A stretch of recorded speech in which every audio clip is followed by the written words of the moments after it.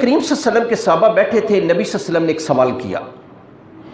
نبی کریم صلی اللہ علیہ وسلم بڑی عام بات جب ارشاد فرمانا چاہتے ہوتے تھے، نبی صلی اللہ علیہ وسلم سوال کرتے تھے، صحابہ سے سوال کرتے تھے۔ اس کا مطلب ہے کہ بڑی عام بات نبی کریم صلی اللہ علیہ وسلم فرمانا چاہتے ہیں۔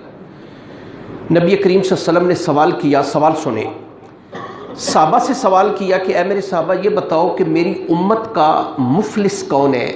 اٹ مینس غریب نادار کون ہے میری امت کا؟ یہ سوال بڑا عام سا سوال ہے۔ صحابہ جواب نہیں دیتے تھے کہ ہو سکتا ہے ہمارا جواب وہ نہ ہو جو جناب رسالت میں آپ صلی اللہ علیہ وسلم چاہتے ہو۔ صحابہ نے عرض کی اللہ و رسول عالم، اللہ اور اللہ کا رسول ہی یا رسول اللہ بہتر جانتے ہیں۔ آپ نے فرمایا کہ آپ کی کیا رائے ہے کہ کون غریب ہے، میری امت کا غریب کون ہے؟ تو صحابہ عرض کرنے لگے کہ یا رسول اللہ ہم یہ سمجھتے ہیں کہ جس کے پاس گھر کا سامان نہ ہو، درہم و دینار نہ ہو، جیسے ہم سمجھتے ہیں بینک بیلنس نہیں ہے، بندے کا اپنا گھر نہیں ہے، گھر میں کچھ سامان نہیں ہے، تو صحابہ نے عرض کی کہ یا رسول اللہ ہم سمجھتے ہیں کہ جس کے پاس مال و متاع نہ ہو، گھر کا سامان نہ ہو، ضروریات زندگی کی چیزیں نہ ہو، یا رسول اللہ وہ غریب ہے، مفلس وہ ہے۔ سنیں وہ حدیث سنیں۔ نبی کریم صلی اللہ علیہ وسلم نے فرمایا کہ رب ذوالجلال کی قسم ہے میری امت کا غریب وہ نہیں ہے، میری امت کا غریب وہ نہیں ہے جو آپ سمجھتے ہیں۔ یا رسول اللہ کون ہے پھر آپ کی امت کا غریب کون ہے؟ سنیں، فرمایا کہ میری امت کا غریب وہ ہے کہ جو قیامت کے دن نمازوں کے ساتھ آئے گا، روزوں کے ساتھ آئے گا، حج کے ساتھ آئے گا، زکوٰۃ خیرات صدقات کے ساتھ آئے گا، اس نے یہ سارے کام کیے ہوں، زکاتیں بھی دی ہیں، عمرے بھی کیے ہیں، حج بھی کیے ہیں، خیرات بھی بہت دی ہے، نمازیں ماشاءاللہ تہجد گزار بھی ہیں، اشراق اوابین چاشت ان سب کا اہتمام بھی ہوتا ہے، سو کالڈ بڑے متقی بڑے عابد زاہد جو ہیں وہ۔ نبی صلی اللہ علیہ وسلم نے فرمایا قیامت کے دن وہ ان تمام عبادات کے ساتھ آئے گا،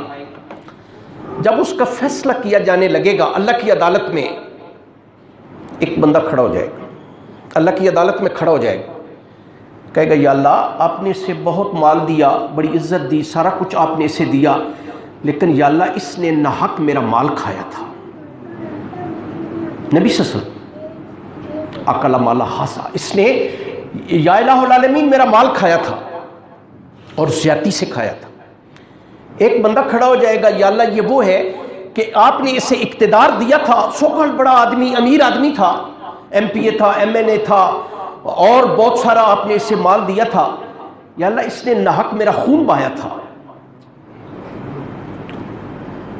ایک بندہ اور کھڑا ہو جائے گا،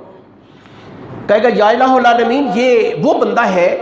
کہ جس سے آپ نے بہت مال دیا، بڑی نمازیں پڑھی اس نے، یا اللہ اس نے میری عزت پر حملہ کیا تھا، میری بہن بیٹی کی عزت اس سے محفوظ نہیں تھی۔ آج آپ کو ایسے معاشرے میں ایسے لوگ مل جائیں گے، ایسے لوگ ہیں، دین کے بڑے ٹھیکیدار ہیں۔ رسول اللہ کی حدیث سنیں، رسول اللہ فرماتے ہیں کہ لوگ کھڑے ہوتے جائیں گے اللہ کی عدالت میں، اس نے یہ کیا، اس نے یہ کیا، اس نے میری زمین پہ قبضہ کیا، اس نے یا اللہ میرا ناحق مال کھایا، اس نے میرا خون بہایا، اس نے میری عزت پہ حملہ کیا۔ نبی صلی اللہ علیہ وسلم فرماتے ہیں کہ اس کی وہ نمازیں اور روزے اور حج اور زکوٰۃ اور عمرے اور صدقات اور خیرات وہ نیکیاں لے کے ان لوگوں میں تقسیم کر دی جائیں گی جو اللہ کی عدالت میں مدعیان کی صورت میں کھڑے ہوں گے،